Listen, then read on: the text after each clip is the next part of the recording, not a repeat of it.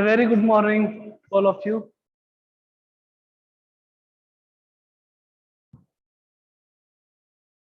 In previous class, we will discuss about the chemical properties of metals, है ना?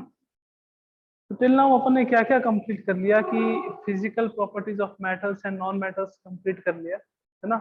Chemical properties of metal जो है वो अपन ने कंप्लीट कर लिया। अब जो नेक्स्ट टॉपिक अपने पास आएगा कि फिजिकल प्रॉपर्टी अगर मेटल और नॉन मेटल की अपन ने कंप्लीट करी है, तो now we have to complete the chemical properties of non metal also, because in previous class we completed the chemical properties of metals. और क्या रीजन होता है, कौन सी केमिकल प्रॉपर्टीज शो क्यों करती है मेटल्स, है ना? मेटल्स जो है, metals are electropositive in nature because they can lose their electron easily. तो अब बात करेंगे अपन किसके बारे में, नॉन मेटल्स के बारे में। तो next topic will be chemical properties of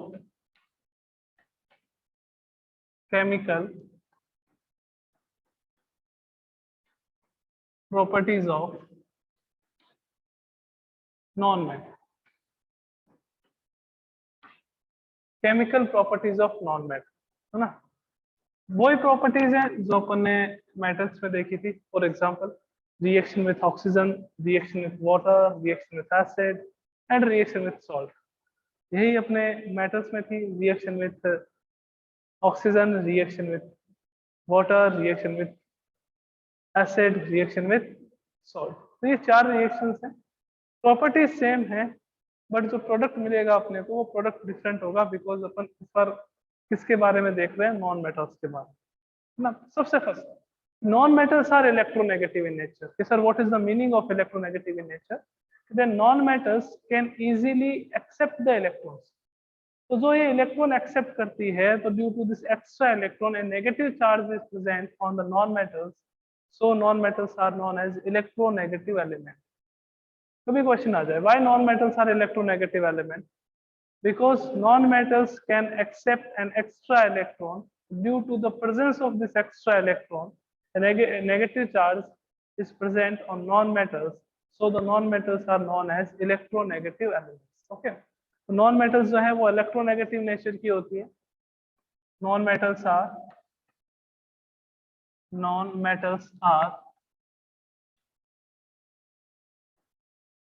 electronegative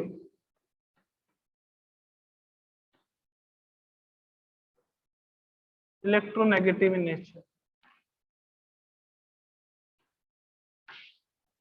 अब ये इलेक्ट्रॉन क्यों एक्सेप्ट करती है वो अपन डिस्कस कर चुके हैं, because each and every element must have complete their octet for the stability. हर एक क्या चाहता है, अपना ऑक्टेट कंप्लीट करना चाहता है हर एक एलिमेंट, किसके लिए? For the stability. अब मेटल्स जो है वो कैसे करती है कि मेटल का साइज जो है वो नॉन मेटल्स के कंपैरिजन में लार्ज होता है, तो so they can easily lose their electron. तो वो इलेक्ट्रॉन लूज करके अपना ऑक्टेट कंप्लीट करती है। नॉन मेटल्स का साइज जो है वो स्मॉलर देन मेटल्स होता है, तो वो क्या करती है, इलेक्ट्रॉन को लूज नहीं कर सकती, तो वो इलेक्ट्रॉन को एक्सेप्ट करती है, और इलेक्ट्रॉन को एक्सेप्ट करके क्या करता है, अपना ऑक्टेट कंप्लीट करती है नॉन मेटल। तो कोई भी आपके पास जैसे नॉन मेटल है, फॉर एग्जांपल अपन बी ले लेंगे, तो बी से बोरोन मत समझना है ना, बी से बोरोन नहीं, चलो अपन बोरोन नहीं लेंगे, आप लोग बोरोन समझ लो, फिर दिक्कत हो जाएगी ना। कि जैसे आपने फ्लोरीन ले ली फॉर एग्जाम्पल, तो फ्लोरीन ने क्या करा, इलेक्ट्रॉन एक्सेप्ट करा, इलेक्ट्रॉन एक्सेप्ट करके क्या करा, फ्लोराइड में कन्वर्ट हो गया, इसमें कन्वर्ट हो गया फ्लोराइड। तो उसके ऊपर कौन सा चार्ज आ गया, नेगेटिव चार्ज आ गया, बिकॉज जितनी भी नॉन मेटल्स है वो इलेक्ट्रॉन क्या करती है, एक्सेप्ट करती है। कि सर इलेक्ट्रॉन एक्सेप्ट क्यों करा? मैंने कहा फ्लोरीन की बात कर रहे हैं अपन, तो फ्लोरीन का एटॉमिक नंबर कितना होता है बच्चों? 9। कितना होता है एटॉमिक नंबर? 9। मैं बात करूं इसके इलेक्ट्रॉनिक कॉन्फ़िगरेशन की, तो इलेक्ट्रॉनिक कॉन्फ़िगरेशन क्या होता है? 2-7। What is the electronic configuration of fluorine is 2-7। Number of electron in valence shell कितने हैं अपने पास? 7। Number of electron in valence shell ये कितने हैं अपने पास? 7। तो for the completion of the octet कितने इलेक्ट्रॉन की रिक्वायरमेंट है, कि कितने इलेक्ट्रॉन और अपन इसको दें कि इसका ऑक्टेट कंप्लीट हो जाए? तो आप कहोगे कि सर आप इसको 1 इलेक्ट्रॉन दे दो। 1 इलेक्ट्रॉन देते ही इसका कॉन्फ़िगरेशन कैसा हो जाएगा? 2-8, और 2-8 में इसका क्या हो जाएगा? ऑक्टेट कंप्लीट हो जाएगा। तो ये क्या करता है, अपना ऑक्टेट कंप्लीट करने के लिए, नॉन मेटल्स कोई भी हो, वो अपना ऑक्टेट कंप्लीट करने के लिए क्या करती है, इलेक्ट्रॉन को एक्सेप्ट करती है, और इलेक्ट्रॉन को एक्सेप्ट करती है तो उसके ऊपर कौन सा चार्ज आता है, नेगेटिव चार्ज आता है, और उस नेगेटिव चार्ज के प्रेजेंस के कारण ही non metal is known as electronegative elements. उसी कारण अपन नॉन मेटल्स को क्या कहते हैं, इलेक्ट्रोनेगेटिव एलिमेंट्स कहते हैं। समझ आई बात? जैसे आपके पास Cl आ गया, Cl2 आ गया, आपने इसको 2 इलेक्ट्रॉन्स दिए तो किसका फॉर्मेशन करा इसने, 2Cl माइनस। ये सर Cl माइनस का फॉर्मेशन क्यों करा, क्या रीजन है? मैंने कहा Cl का एटॉमिक नंबर कितना होता है, आपने कहा सर 17। मैंने कहा कॉन्फ़िगरेशन बता दो, तो आपने कहा 2 8 7। फिर वैलेंस शेल में कितने इलेक्ट्रॉन्स आ गए आपके पास, 7 इलेक्ट्रॉन्स आ गए। तो ये एक इलेक्ट्रॉन क्या करेगा, एक्सेप्ट करेगा। जैसे ही आप इसको एक इलेक्ट्रॉन दोगे वैसे ही इसका कॉन्फ़िगरेशन क्या हो गया, 2 8 8। अब इसका ऑक्टेट क्या हो जाता है, कंप्लीट। तो नॉन मेटल्स जो है वो अपना ऑक्टेट कंप्लीट करने के लिए इलेक्ट्रॉन्स को एक्सेप्ट करती है, इलेक्ट्रॉन का गेन करती है। और इलेक्ट्रॉन अगर आपके पास कोई भी एलिमेंट गेन करता है तो उसके ऊपर कौन सा चार्ज आता है, नेगेटिव चार्ज आता है। और जिस भी एलिमेंट पे नेगेटिव चार्ज हो तो सारे एलिमेंट्स को अपन क्या कहते हैं, electronegative elements. Non metals are electronegative element because they accept an extra electron for the complete their octet. Okay, clear है? तो जल्दी से हैंड रेज कर दीजिए बच्चों, फिर अपन चलते हैं इनकी कौन कौन सी केमिकल प्रॉपर्टीज है उसके बारे में डिस्कस कर रहे थे। Why non metals are known as electronegative element, ये रीजन अगर क्लियर है तो फिर अपन आगे चलते हैं। नेक्स्ट।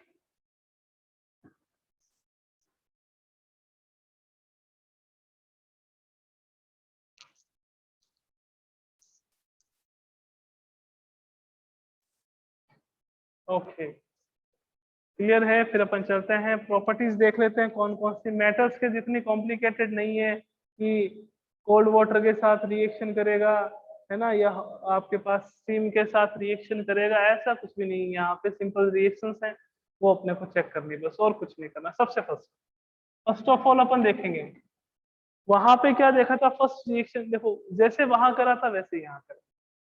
मेटल्स की फर्स्ट केमिकल रिएक्शन कौन सी थी, दैट रिएक्शन विथ ऑक्सीजन। यहाँ पे भी अपन क्या देखेंगे, reaction with oxygen, reaction with oxygen, reaction with oxygen. अब ऑक्सीजन के साथ मैंने आपको कहा कि if any element react with oxygen then it always form oxide. कोई भी एलिमेंट हो, कोई भी एलिमेंट हो, वो अगर ऑक्सीजन के साथ रिएक्शन करेगा तो किसका फॉर्मेशन करेगा, ऑक्साइड का फॉर्मेशन करेगा।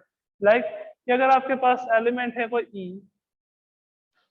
प्लस आपके पास वो ऑक्सीजन से रिएक्शन कर रहा है तो वो किसका फॉर्मेशन करेगा, लाइक उसने बनाया EO2, this is the oxide. अब ये ऑक्साइड कौन सी नेचर का है वो डिपेंड करता है ना, कि ऑक्साइड जो है वो अपन 3 नेचर जनरली देखते हैं। कौन कौन सी देखते हैं, फर्स्ट इज बेसिक जो अपन देख चुके हैं, सेकंड इज एम्फोटेरिक, ये भी अपन देख चुके हैं, amphoteric, and third one is acid, third one is acid. Always keep in your mind that the oxides of metal are basic in nature.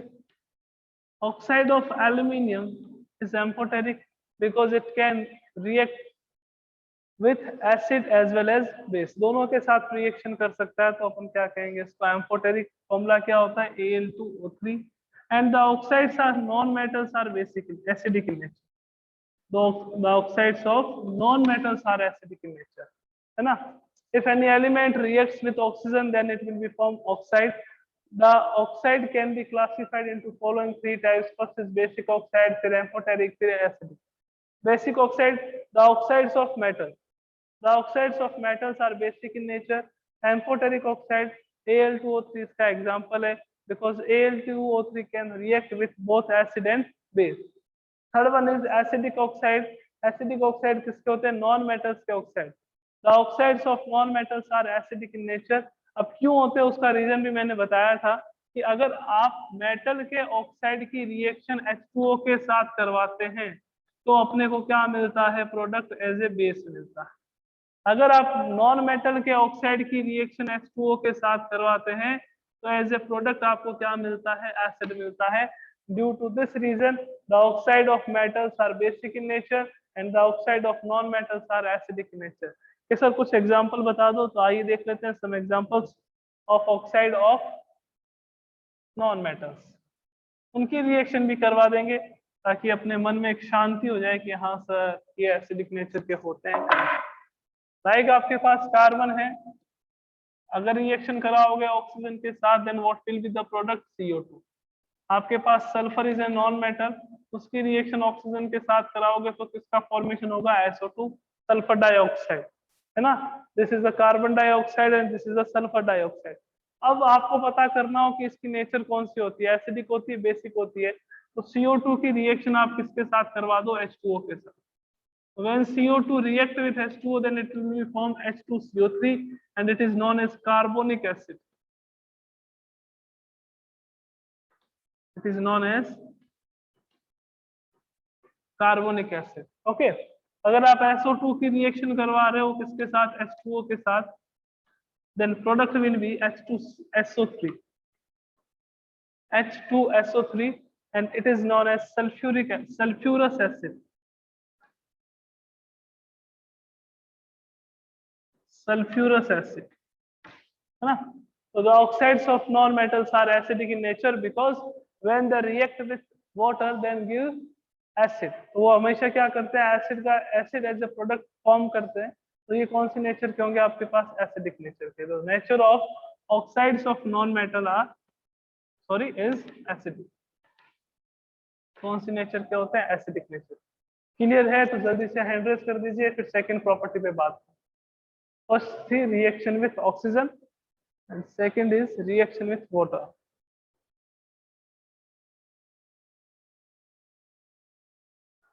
चले आगे, फिर आइए नेक्स्ट रिएक्शन.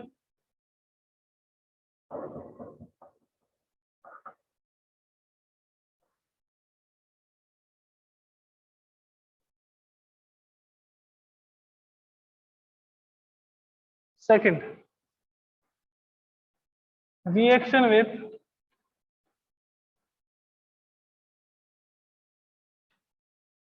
वाटर.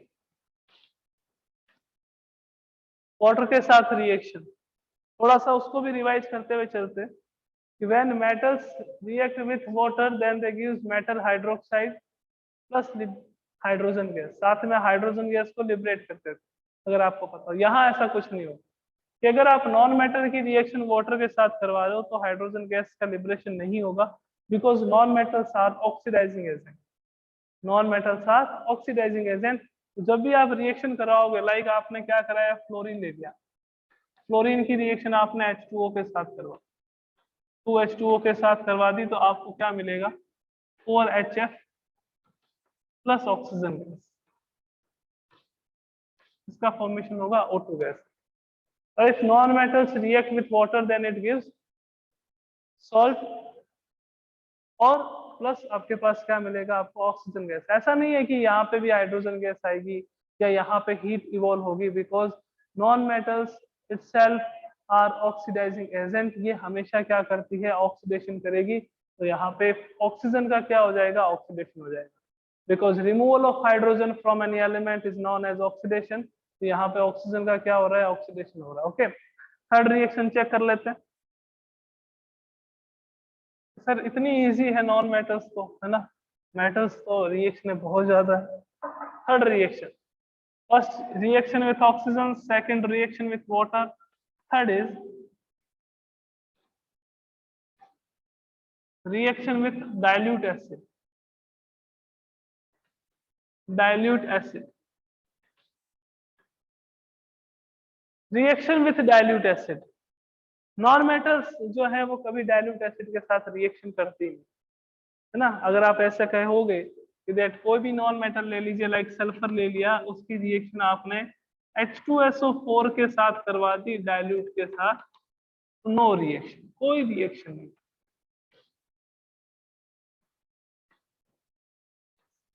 बट अगर आप नॉन मेटल की reaction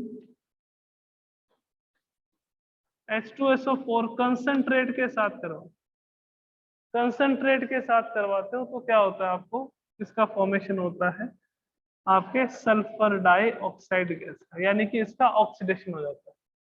when non-metal react with concentrate H2SO4 then it get oxidized।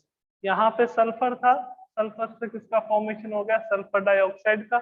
अगर आप यहाँ पे कार्बन लोगे कि आपने कार्बन ले लिया यहाँ पे और H2SO4 कंसंट्रेट ले लिया तो किसका फॉर्मेशन होगा, कार्बन डाइऑक्साइड। तो when any non metal react with concentrate acid then it get oxidised, but non metal can not react with dilute acid, dilute acid के साथ कोई रिएक्शन नहीं करेगी।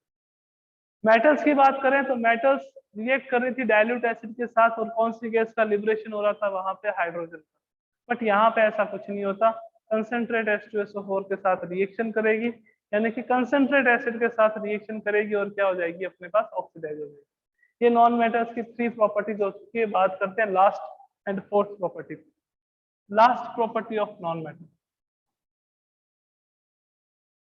सर मेटल्स की प्रॉपर्टी में 3 डेज लग गए थे, है ना। रिएक्शन विथ सॉल्ट, सॉल्ट के साथ रिएक्शन करवा दो। लाइक कि आपने कॉपर की रिएक्शन जिंक सल्फेट के साथ करवा दी, देयर इज नो रिएक्शन, है ना। आपने जिंक की रिएक्शन कॉपर सल्फेट के साथ करवा दी, then zinc replace copper because zinc is more reactive than copper. तो ऐसा ही यहाँ होता है दैट जो नॉन मेटल ज्यादा रिएक्टिव होती है वो लेस रिएक्टिव नॉन मेटल को क्या कर देती है, डिस्प्लेस कर देती है। फॉर एग्जाम्पल कि आपके पास जैसे आ गया, आपने रिएक्शन करवाई NaBr की सोडियम ब्रोमाइड की, सोडियम ब्रोमाइड प्लस आपने क्या लिया, क्लोरीन, है ना। तो क्लोरीन ये क्या करेगा, ब्रोमीन को डिस्प्लेस कर देगा and the product will be 2NaCl plus Br। तो नॉन मेटल्स ही है, नॉन मेटल्स जो है वो भी क्या करती है, किसी लेस रिएक्टिव नॉन मेटल को डिस्प्लेस करती है। मेटल भी क्या करती है, लेस रिएक्टिव मेटल को डिस्प्लेस करती है। नॉन मेटल भी लेस रिएक्टिव मेटल को क्या sorry less reactive non metal को क्या करती है, डिस्प्लेस करती है। So then these are the chemical properties of non-metal: reaction with oxygen, reaction with water, reaction with dilute acid, reaction with salt। And ये ही property अपन कहाँ डिस्कस कर चुके थे, मेटल में। बट मेटल में थोड़ा सा आपके पास कॉम्प्लिकेशन था, बहुत ज्यादा रिएक्शंस थी। नॉन मेटल्स में ऐसा कुछ नहीं है, नॉन मेटल में ओनली 4 रिएक्शंस आर प्रेजेंट, 4 और 5। वैसे एग्जांपल्स जितने करें उतने कम है। वहां पे क्या था मेटल्स में कि on the basis of reactivity series अपने को डिफरेंट टाइप्स ऑफ रिएक्शन देखनी पड़ती थी। बट यहाँ ऐसा कुछ नहीं है, यहाँ आप क्या कर सकते हो, 3 और 4 रिएक्शंस में इसको आइडेंटिफाई कर सकते हो, इसकी केमिकल प्रॉपर्टीज।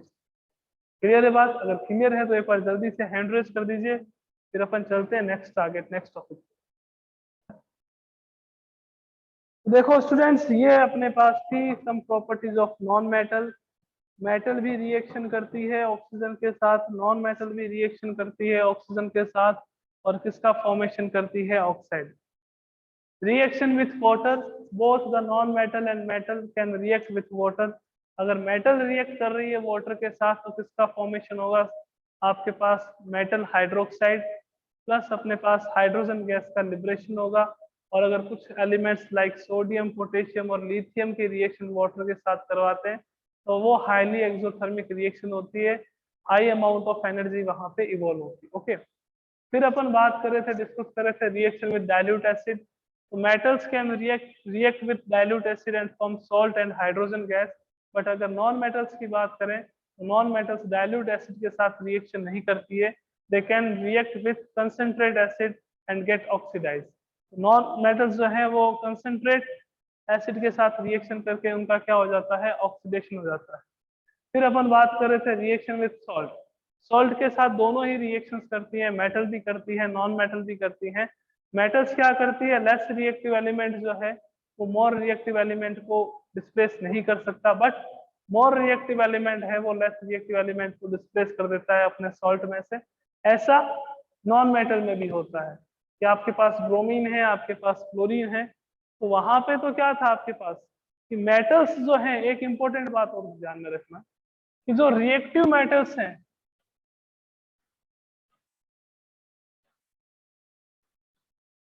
रिएक्टिव मेटल्स वो एक्ट करती है एज ए रिड्यूसिंग एजेंट। किसके जैसे एक्ट करती है बच्चों, रिड्यूसिंग एजेंट के जैसे। कि सर कैसे?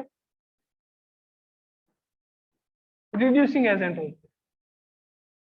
लाइक अगर आपके पास सोडियम है और आपके पास जिंक है, एंड वी नो दैट कि sodium is more reactive, sodium is more reactive. तो सोडियम मोर रिएक्टिव है तो सोडियम क्या होगा आपके पास, रिड्यूसिंग एजेंट। और जिंक आपके पास अगर लेस रिएक्टिव है, सोडियम से लेस रिएक्टिव है, तो जिंक का आपके पास, जिंक क्या हो जाएगा, ऑक्सीडाइजिंग एजेंट। जिंक क्या हो जाएगा आपके पास, ऑक्सीडाइजिंग एजेंट। तो सोडियम जो है वो रिड्यूसिंग एजेंट है। जैसे आपने जिंक और कॉपर की बात कर लें, तो इन दोनों में से लेस रिएक्टिव कौन है, कॉपर। तो कॉपर उस कंडीशन में क्या होगा, ऑक्सीडाइजिंग एजेंट। जैसे आपके पास ये रिएक्शन आ गई Zn प्लस आपके पास क्या आ गया, CuSO4, तो किसका फॉर्मेशन होगा, ZnSO4 का, और प्लस किसका फॉर्मेशन होगा, कॉपर।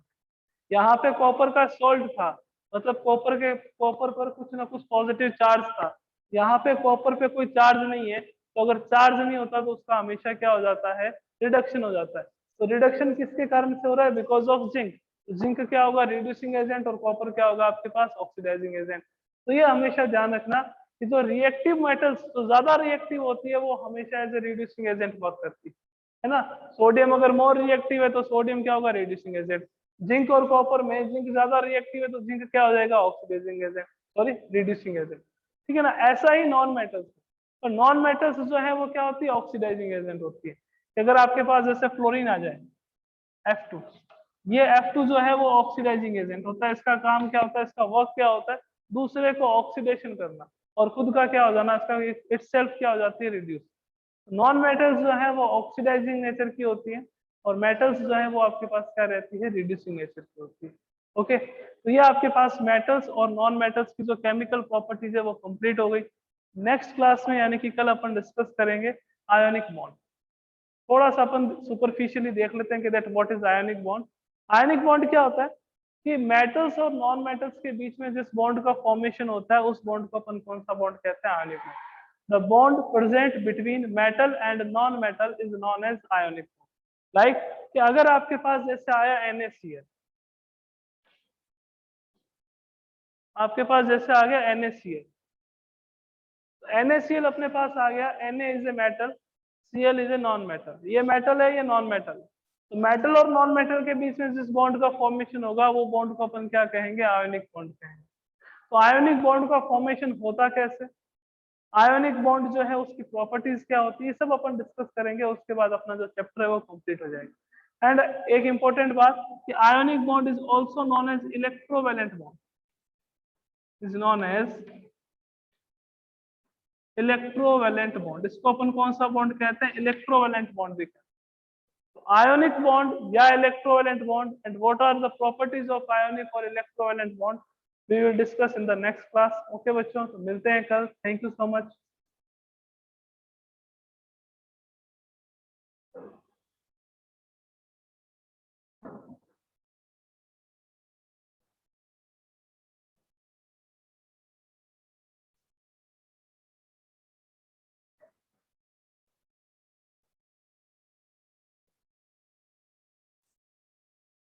थोड़ा सा बच्चों टाइम में कंफ्यूजन रह गया था, इसके कारण से मैंने कहा कल बात करते हैं अपन नेक्स्ट टॉपिक पे। बट अपने पास टाइम है तो अपन आयोनिक बॉन्ड के बारे में डिस्कशन कर लेते हैं थोड़ा।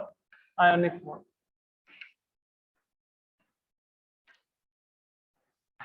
Ionic bond, the bond present between metal and non metal, है ना, उसको अपन आयोनिक बॉन्ड कहेंगे। हमेशा ध्यान रखना, ऐसा नहीं कि सर मेटल और नॉन मेटल के बीच में ही बॉन्ड होता है। जितने भी एलिमेंट्स होते हैं उनकी टेंडेंसी होती है कि वो बॉन्ड का फॉर्मेशन करें। नेचर में जितने भी एलिमेंट्स हैं उनकी टेंडेंसी होती है वो बॉन्ड का फॉर्मेशन करे, बिकॉज वो बॉन्ड का फॉर्मेशन करेंगे तो उनको क्या मिलेगी, स्टेबिलिटी मिलेगी, है ना। बॉन्ड का फॉर्मेशन क्यों करते हैं, फॉर द स्टेबिलिटी। तो कोई भी एलिमेंट जो है वो अगर बॉन्ड का फॉर्मेशन कर रहा है वो अपना ऑक्टेट कंप्लीट करने के लिए, अपने स्टेबिलिटी गेन करने के लिए क्या करता है, बॉन्ड का फॉर्मेशन करता है। तो मेटल्स और नॉन मेटल्स के बीच में भी अगर बॉन्ड का फॉर्मेशन हो रहा है तो मेटल भी क्या करना चाहता है कि उसको स्टेबिलिटी मिले, नॉन मेटल भी क्या चाहता है कि उसको स्टेबिलिटी मिले। और due to this reason metal and non metal react और फिर react with each other and form a chemical bond which is known as ionic bond और इलेक्ट्रोवैलेंट बॉन्ड। तो आयनिक बॉन्ड की डेफिनेशन क्या होगी, the bond present between metal and non metal metal and non-metal is known as ionic bond. The bond present between the metal and non-metal. एक और definition देंगे. The bond formed by complete transfer of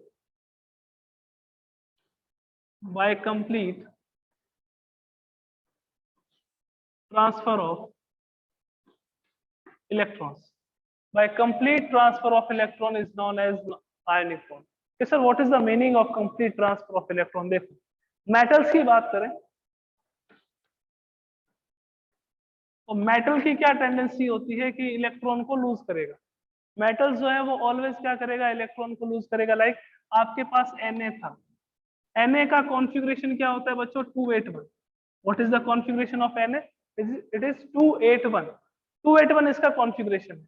इसकी क्या tendency रहेगी कि ये electron को loose करे, इलेक्ट्रॉन को लूज करके अपने वैलेंस शेल में कितने इलेक्ट्रॉन गेन करे, 8, है ना. 8 इलेक्ट्रॉन आ जाए इसके वैलेंस शेल में. तो Na क्या करेगा, Na प्लस में कन्वर्ट हो, Na प्लस में कन्वर्ट होगा तो कॉन्फ़िगरेशन क्या होगा, 28. बाय लूजिंग वन और more than one electrons, metals क्या करती है, अपना ऑक्टेट कंप्लीट करती है. ओके, अब बात करें किसकी, नॉन मेटल्स की. नॉन मेटल इलेक्ट्रॉन क्या करती है, गेन करती है. अपना ऑक्टेट कंप्लीट करने के लिए जितनी भी नॉन मेटल्स है वो इलेक्ट्रॉन को क्या करती है, गेन करती है. लाइक आपके पास जैसे Cl2. Cl2 क्यों ले रहा हूं, उसका रीजन मैंने आपको बताया. Because in nature fluorine is present in diatomic form. In nature fluorine is present in diatomic form, है ना. तो अपन ओनली Cl नहीं ले सकते, यहाँ पे अपन क्या लेंगे, Cl2. तो Cl2 है तो अपन ने 2 इलेक्ट्रॉन्स इसको दिए, तो देने पे किसका फॉर्मेशन हुआ, 2Cl माइनस. थोड़ा सा रिएक्शन बैलेंस करने के लिए यहाँ पे भी 2 कर देते हैं, यहाँ पे भी 2 कर देते हैं, यहाँ पे भी 2. 2Na plus plus 2 electron. Okay, यहाँ पे Cl2 प्लस 2 इलेक्ट्रॉन किसका फॉर्मेशन हुआ, Cl माइनस का. तो एक तो आपके पास पॉजिटिवली चार्ज स्पीसीज यानी कि Na प्लस, एक आपके पास नेगेटिवली चार्ज स्पीसीज यानी कि Cl माइनस, है ना. तो Na प्लस और Cl माइनस, आपको पता है कि दैट पॉजिटिव और नेगेटिव चार्ज के बीच में कौन सा फोर्स अप्लाई होता है कि सर, अट्रैक्शन फोर्स. तो due to the attraction between two opposite charge, positive और नेगेटिव के बीच में जो अट्रैक्शन होगा, उस अट्रैक्शन के कारण से किसका फॉर्मेशन होता है, आयोनिक बॉन्ड का फॉर्मेशन होता है. और जिस कंपाउंड में आयोनिक बॉन्ड प्रेजेंट होता है उस कंपाउंड को अपन क्या कहते हैं, आयोनिक कंपाउंड कहते हैं. That compounds are known as ionic compound. तो कंप्लीट ट्रांसफर ऑफ इलेक्ट्रॉन क्यों कहा, बिकॉज यहाँ से इलेक्ट्रॉन का रिमूवल होता है. Na किस में कन्वर्ट हो गया, आपके पास Na प्लस में. Na किस में कन्वर्ट हो गया, Na प्लस में. इलेक्ट्रॉन बाहर निकाला, Cl ने इलेक्ट्रॉन को एक्सेप्ट करके Cl minus. So due to this reason, we can say that the ionic bond will be formed by the complete transfer of electron, or ionic bond is present between the metals and non-metals. Because metals are electropositive element. Because metals are electropositive element, तो वो क्या करती है, अपने electron को loose करती है. और नॉन मेटल्स जो है वो क्या करती हैं, इलेक्ट्रोनेगेटिव एलिमेंट है, वो हमेशा इलेक्ट्रॉन को एक्सेप्ट करती है. ये इलेक्ट्रोनेगेटिव एलिमेंट. मेटल है इलेक्ट्रोपॉजिटिव, इलेक्ट्रॉन लूज करेगी, इलेक्ट्रॉन लूज करके किसका फॉर्मेशन करेगी, कैटायन का. आपको पता है ना कि आयन 2 टाइप के होते हैं, one is cation and second is anion. Cation का फॉर्मेशन कब होता है, जब भी कोई एलिमेंट इलेक्ट्रॉन लूज करता है तो किसका फॉर्मेशन होगा, कैटायन का. और जब भी कोई एलिमेंट इलेक्ट्रॉन गेन करता है तो किसका फॉर्मेशन होगा, एनायन का. तो कैटायन और एनायन के बीच में जो अट्रैक्शन फोर्स के कारण से बॉन्ड का फॉर्मेशन होता है, उस बॉन्ड को अपन कौन सा बॉन्ड कहते हैं, आयोनिक बॉन्ड. और वो कंपाउंड्स जिसमें आयोनिक बॉन्ड प्रेजेंट होता है उसको अपन क्या कहते हैं, आयोनिक कंपाउंड कहते हैं. तो ionic compound is also known as electrovalent bond. Ionic bond is also known as electrovalent bond. Sir क्यों, क्या कारण है इसको कि इसको इलेक्ट्रोवैलेंट बॉन्ड भी कहते हैं. देखो, कैटायन जो है वो मेटल जो है वो क्या करता है, इलेक्ट्रॉन लूज करता है. इलेक्ट्रॉन लूज करने पर इसके ऊपर कोई ना कोई चार्ज आ जाता है. एनाइन जो है वो इलेक्ट्रॉन गेन करता है, इलेक्ट्रॉन गेन करता है तो भी इसके ऊपर कोई ना कोई चार्ज आ जाता है. इस चार्ज को अपन क्या कहते हैं, electrovalence. This charge is known as electrovalence. इस चार्ज को अपन क्या कहते हैं, इलेक्ट्रोवैलेंस. और इसी कारण से अपन इस बॉन्ड को क्या कह देते हैं, इलेक्ट्रोवैलेंस.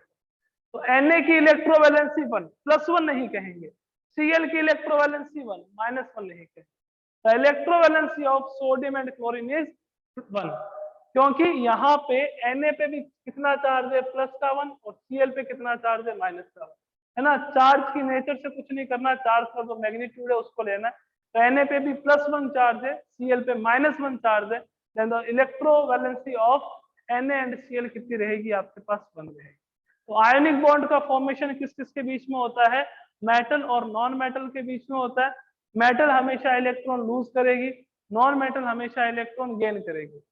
मेटल हमेशा इलेक्ट्रॉन लूज करेगी, नॉन मेटल इलेक्ट्रॉन गेन करेगी। तो इलेक्ट्रॉन लूज करेगा तो कैटायन का फॉर्मेशन होगा, इलेक्ट्रॉन गेन करेगा तो आपके पास एनायन का फॉर्मेशन होगा।